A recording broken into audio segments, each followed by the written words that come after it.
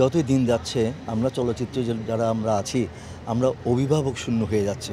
এই যে আমাদেরকে শাসন করতো, কোনো একটা ভুল হলে ধরিয়ে দিত, এখন কে করবে, কে দায়িত্বটা নেবে, এটা নিয়ে খুবই চিন্তিত হয়ে যায়। আমরা যদি এভাবে অভিভাবক শূন্য হয়ে যাই তাহলে আমাদের ভবিষ্যতে প্রজন্মকে পথ দেখাবে কে? আমি সুব্রত প্রজন্মকে পথ দেখাবার মতো সে যোগ্যতা অর্জন করিনি। যারা অর্জন করেছিল তারাই যদি একে একে চলে যায় তাহলে আমাদের ভবিষ্যৎ প্রজন্ম তো অন্ধকারে থেকে যাবে। তাই হচ্ছে এখন যারা আমরা অভিনয় করতে আসি আমাদের মধ্যে বিনয় বলতে কিছুই নেই।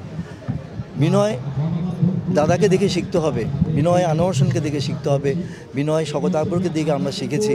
তারা সময় অনুবর্তিতা, অভিনয় করার সময় আমার কি ভুল হচ্ছে সেটা ধরিয়ে দেওয়া। আজকে আমরা যখন দেখি একজন সহশিল্পী আমার সাথে অভিনয় করছে, তার মধ্যে কোনো মনোযোগ নেই, এসে বলে একটা সেলফি তুলি। আমি বলি সেলফিটা তুলে কি হবে, তুমি কিছু ভিউ পাবা, তোমার কি তুমি জানতে পারবা, শিখতে পারবা? আমার সাথে যে সিকোয়েন্সটা করবা কিংবা আজকে যে কাজটা করবা সেটা নিয়ে আমার সাথে আলোচনা করো, যে এই সিকোয়েন্সটা করবো আমি কিভাবে ডেলিভারি দিব। সেটা কেউ এখন আর করে না বিধায় আমাদের মধ্যে আরেকজন প্রবীণ মিত্র, একজন আনোয়ার হোসেন সৃষ্টি হচ্ছে না। আদৌ হবে কি না, এই শূন্যস্থান কখনোই পূরণ হওয়ার নয়, কিন্তু আমরা তো ওনাদের দেখেই শিখেছি। সেই শিক্ষাটা যদি আমরা কাজে লাগাতে না পারি তাহলে আমরা তো আরও মেধাহীন হয়ে যাব। দাদার সাথে আমার সাথে মঞ্চে দেখা হতো বেশি, পরে তো ছবি টবি খুব একটা উনি করতেন না। তা আমার সাথে আমার একটা মঞ্চে একটা গ্রুপ ছিল, সেই মঞ্চে উনি কাজ করতেন, তখনই আমি ওনাকে বাসার থেকে নিয়ে যেতাম, আবার বাসায় পৌঁছে যেতাম, যত রাতে হোক কিংবা সকালে হোক বিভিন্ন জায়গায় বাংলাদেশে যেতাম। একটা পর্যায়ে ওনার ছেলেরাও নিষেধ করে দিল যে কাকু বাবা তো অসুস্থ থাকে, ওনাকে নিয়ে টানা হেঁচড়া না করলে নয়। তাই আমি বললাম যে তোমাকে টানা হেঁচড়া করলে বরঞ্চ উনি ভালো থাকবে, ওনাকে যদি তোমরা এইভাবে ঘরে আটকে রাখো তাহলে ওনার মনটা তো মরে যাচ্ছে, উনি তো কাজ করতে চায়। তো আমরা সেভাবেই ওনার সাথে করব, কিছুই করতে হবে না, কোথাও ওনার যেতে হবে না, আমরাই ওনাকে বাসায় থেকে নিয়ে যাব, বাসায় পৌঁছে দেবো, কিন্তু ওনাকে কাজ করতে দাও, তাহলে উনি একটু সুস্থ থাকবে।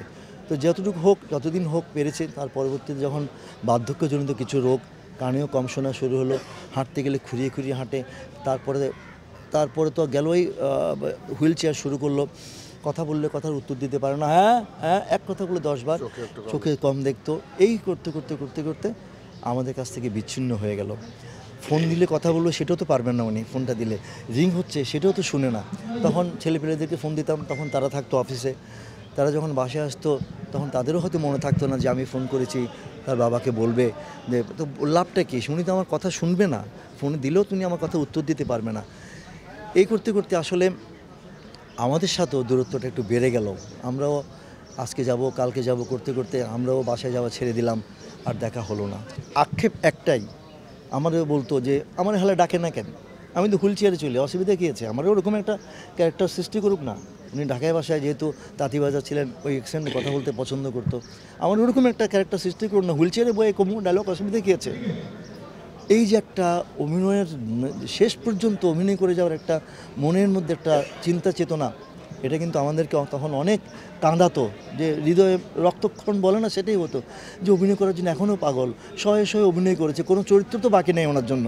কী চরিত্র বাকি রেখেছেন উনি, যারা সারা জীবন করলো আমরা সেই চরিত্রের ধারে কাছে যেতে পারবো না, ওই চরিত্রে কেউ আমাদেরকে কাস্টিং করবে না দাদার জন্য, কারণ উনি পারবে বিধায় সেই ধরনের চরিত্রগুলি তখন সৃষ্টি করা হতো।